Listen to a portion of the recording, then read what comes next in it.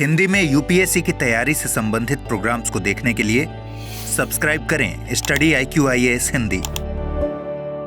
Hello दोस्तों, स्वागत है आप सबका स्टडी IQ-IAS हिंदी पे। मैं ललिता दहिया। दोस्तों, कजाकिस्तान के अस्ताना में SCO के रक्षा मंत्रियों की बैठक हुई है हाल ही में। आज की इस परिचर्चा में इस बैठक के क्या निष्कर्ष निकले, उन निष्कर्षों पे चर्चा करेंगे।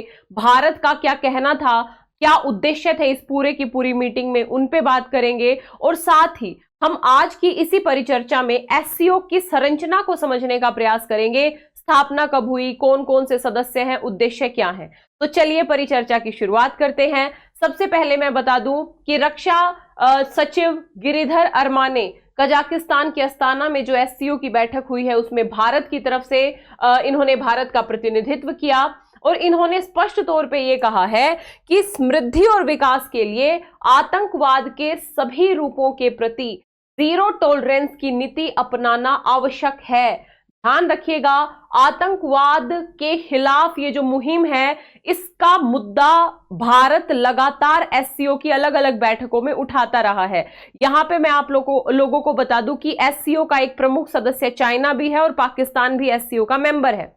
तो ऐसे में पाकिस्तान के ऊपर अप्रत्यक्ष तौर पे ये दबाव डालने का प्रयास करना कि आतंकवादी गतिविधियों को जो प्रश्रय देने की पाकिस्तान की पॉलिसी है, पाकिस्तान उससे बाज आए। और कहीं ना कहीं पाकिस्तान के मित्र राष्ट्र यानी चाइना को भी इस बात के लिए एग्री करना कि आतंकवाद किसी भी रूप में शांति और समृद्धि के लिए, पूरे विश्व के लिए खतरनाक है। अतः आतंकवाद के खिलाफ सभी देशों को मिलकर जीरो टॉलरेंस की नीति अपनानी ही पड़ेगी, तभी शांति, समृद्धता और स्थिरता को सुनिश्चित किया जा सकेगा। पहला मुद्दा। दूसरी बात, ये जो विज्ञप्ति, मतलब जब बैठक हुई तो बैठक के बाद एक संयुक्त विज्ञप्ति जारी की गई और इसमें स्पष्ट तौर पे ये कहा है कि एक पृथ्वी, एक परिवार, एक भविष्य के विचार को विकसित किया जाना चाहिए सभी देशों के द्वारा। और ये विचार कहीं ना कहीं, यानी एक पृथ्वी, एक परिवार, एक भविष्य का विचार कहीं ना कहीं वसुधैव कुटुंबकम के प्राचीन दर्शन में निहित है।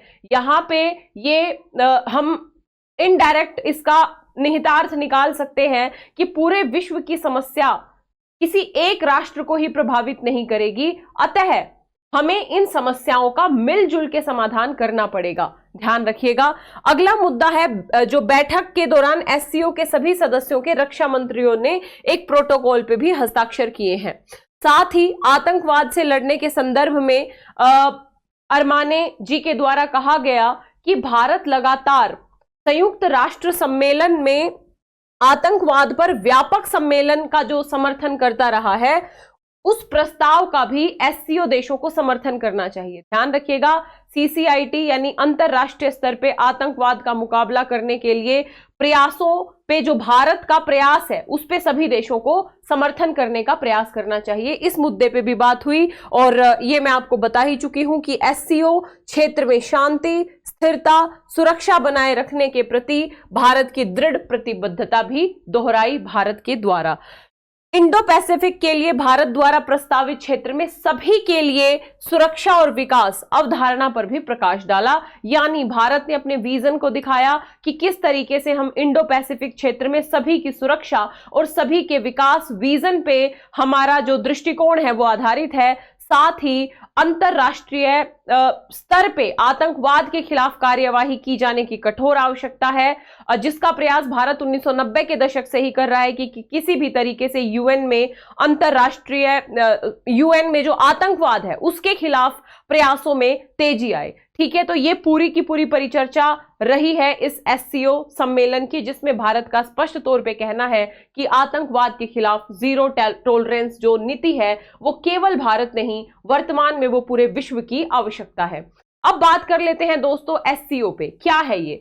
तो ध्यान रखिएगा, ये एक ऐसा क्षेत्रीय संगठन है जो यूरेशिया में राजनीतिक, आर्थिक, अंतरराष्ट्रीय सुरक्षा और रक्षा मामलों पे अपना ध्यान केंद्रित करता है। यदि भौगोलिक कवरेज और जनसंख्या के दृष्टिकोण से देखें तो ये लगभग सबसे बड़े क्षेत्रीय संगठनों में ये प्रथमतः स्थान रखता है। तो SCO काफी ज्यादा महत्वपूर्ण है यूरेशिया के दृष्टिकोण से। यदि हम अन्य मुद्दों की बात करें तो एससीओ में यूरेशियन क्षेत्र का लगभग 60% और ये जो वैश्विक आबादी है उसका लगभग 40% शामिल है। यानी वैश्विक आबादी का 40% प्रतिनिधित्व एससीओ में आता है। जीडीपी की बात करें तो इसके सदस्य देशों की जो जीडीपी है वो दुनिया की जीडीपी का 20% है। यहां पे इसका मुख्य लक्ष्य है राजनीति, सुरक्षा, अर्थशास्त्र, संस्कृति इत्यादि क्षेत्रों में सहयोग करना है। बीजिंग चाइना में इसका एक स्थायी सचिवालय है और इस स्थायी सचिवालय के साथ एससीओ अलग अलग संगठनों के माध्यम से भी काम करता है, जिसमें हम क्षेत्रीय आतंकवाद विरोधी संरचना है एससीओ की अपनी, और एससीओ बिजनेस काउंसिल जो आर्थिक मुद्दों पे चिंतन मनन करता है और समन्वय का प्रयास करता है। तो ये दोनों संगठन इस एससीओ के अंतर्गत ही काम करते हैं, जिसमें आतंकवाद से रिलेटेड है और अर्थव्यवस्था, आर्थिक विकास से रिलेटेड संगठन है। ये है एससीओ का एक पृष्ठभूमि। यदि हम बात करें एससीओ का गठन कब हुआ तो 2001 में बेसिकली शंघाई में राजनीतिक आर्थिक सहयोग को गहरा करने के उद्देश्य से एससीओ की स्थापना की गई थी। इसमें मूल रूप से China, Kazakhstan, Kyrgyzstan, Russia, Tajikistan, Uzbekistan, ये सारे के सारे देश शामिल थे। ध्यान रखिएगा 2017 में भारत और पाकिस्तान भी इसमें शामिल हो गए। हाँ, यदि आप प्रीलिम्स के पॉइंट ऑफ व्यू से देखें तो वर्तमान में भारत एससीओ का पूर्ण सदस्य है और भारत की तरह ही पाकिस्तान भी एससीओ का पूर्ण सदस्य है। ध्यान रखिएगा ईरान भी आधिकारिक तौर पर 2023 में जो एससीओ है इसका सदस्य बन चुका है। एससीओ राज्य प्रमुखों की परिषद द्वारा शासित होता है, यानी राज्य प्रमुखों की एक परिषद होती है, उसके द्वारा एससीओ शासित होता है और प्रतिवर्ष एक बार इस एससीओ की बैठक होती है। ध्यान रखिएगा ये जो बैठक हुई है अभी ये रक्षा मंत्रियों की है, वार्षिक बैठक नहीं है, ठीक है। लेकिन इस बैठक में भारत का क्या रुख था उसके ऊपर हमने चर्चा की। एससीओ क्या है, गठन कब हुआ, सदस्य कितने हैं, क्या भारत इसका सदस्य है, ये सारे मुद्दे आपके एग्जाम के पॉइंट ऑफ व्यू से काफी ज्यादा महत्वपूर्ण हो जाते हैं। आगे यानी वर्तमान में इसके 9 सदस्य हैं, सदस्यों का जिक्र मैं आपसे कर चुकी हूं। यदि हम देखें कि क्या महत्व है इस एससीओ का भारत या अन्य देशों के संदर्भ में, तो सबसे पहला है सुरक्षा पर सहयोग। ये जो संगठन है ये सुरक्षा मुद्दों पे आपसी सहयोग को बढ़ावा देने की दिशा में काम करता है, जिसमें आतंकवाद, उग्रवाद, साथ ही अलगाववाद जैसे सुरक्षा संबंधी चिंताएं हैं, इन सभी चिंताओं पे एससीओ अपना ध्यान केंद्रित करता है। क्षेत्रीय आतंकवाद विरोधी संरचना जिसका मैंने अभी जिक्र किया था, ये क्षेत्रीय आतंकवाद विरोधी संरचना जैसे संगठनों के माध्यम से इस तरीके की सुरक्षा चुनौतियों से निपटने में बड़ी भूमिका निभाता है, ठीक है। इस तरीके की पहलों के माध्यम से मानव तस्करी, हथियारों की तस्करी, आतंकवाद जैसे जो क्षेत्रीय मुद्दे हैं इनको संबोधित करने का काम करता है एससीओ। साथ ही ये सामूहिक सुरक्षा संधि संगठन जैसे अन्य संगठनों के साथ भी सहयोग करता है। यानी सुरक्षा के संदर्भ में एससीओ एक महत्वपूर्ण स्थान रखता है। बाकायदा जरूरत है इन एससीओ के सभी देशों के मध्य समन्वय सहयोग बढ़ाने की, ताकि मिलजुल कर इस पूरे क्षेत्र का विकास किया जा सके। दूसरा सहयोग का मुद्दा है दोस्तों सैन्य गतिविधियां, सैन्य सहयोग, खुफिया जो जानकारी साझा करने और आतंकवाद विरोधी प्रयासों को बढ़ावा देता है, यानी सैन्य क्षेत्र में भी ये सहयोग को बढ़ावा देने का काम करता है।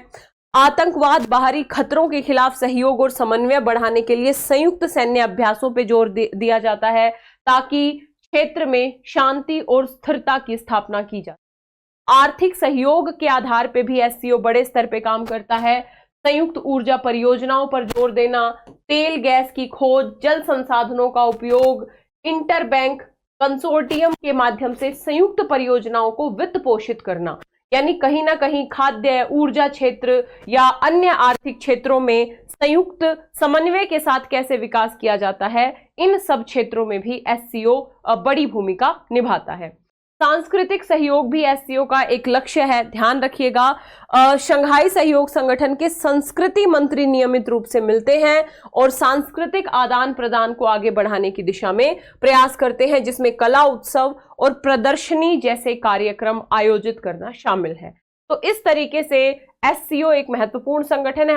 हालांकि एससीओ के सामने चुनौतियां भी हैं, क्योंकि इसमें कुछ ऐसे देश हैं जिनके हित हमें प्रथम दृष्टया विरोधी दिखते हैं। जैसे भारत पाकिस्तान का एग्जाम्पल ले सकते हैं, चाइना रशिया का एग्जाम्पल ले सकते हैं, इंडिया चाइना का एग्जाम्पल ले सकते हैं। तो ऐसे देशों में अपने क्षणिक जो हित हैं उनको साइडलाइन करते हुए पूरे क्षेत्र की शांति और समृद्धि करने की दिशा में क्षेत्रों को मिलजुल के प्रयास करना चाहिए, और जो लक्ष्य हैं एससीओ के उनको साकार करने का प्रयास किया जाना चाहिए। और एक जो सबसे बड़ा लक्ष्य है सुरक्षा, है ना, उसको बढ़ाने की दिशा में सभी देशों को एकजुट होकर आतंकवाद के खिलाफ जीरो टॉलरेंस पॉलिसी पे काम भी करना चाहिए। हालांकि एससीओ के अंतर्गत जो क्षेत्रीय आतंकवाद से संबंधित संस्था बनी हुई है वो सुरक्षा के संदर्भ में महत्वपूर्ण भूमिका निभाती भी है। तो ये एक छोटा सा मुद्दा था दोस्तों कि एससीओ के रक्षा मंत्रियों की बैठक में क्या कहा गया है भारत के द्वारा, और भारत इस बात को समय समय पे बोलता भी रहता है। तो पीटी के पॉइंट ऑफ व्यू से एससीओ आप लोगों के लिए काफी ज्यादा महत्वपूर्ण हो जाता है। दोस्तों मैं आप लोगों को यहाँ पे बताना चाहूंगी कि यदि आप 2025, 26 या 27 में यूपीएससी का अटेम्प्ट देना चाहते हैं, बेहतर तरीके से प्रिपरेशन करना चाहते हैं, तो हमारे स्टडी IQ IAS हिंदी के P2I बैच से जुड़ सकते हैं। पीटी मेंस इंटरव्यू, ध्यान रखिएगा 13 से 14 महीने में सिलेबस कंप्लीट हो जाएगा, 2 साल की वैलिडिटी है, कितनी भी बार क्लासेस देख सकते हो, सुन सकते हो।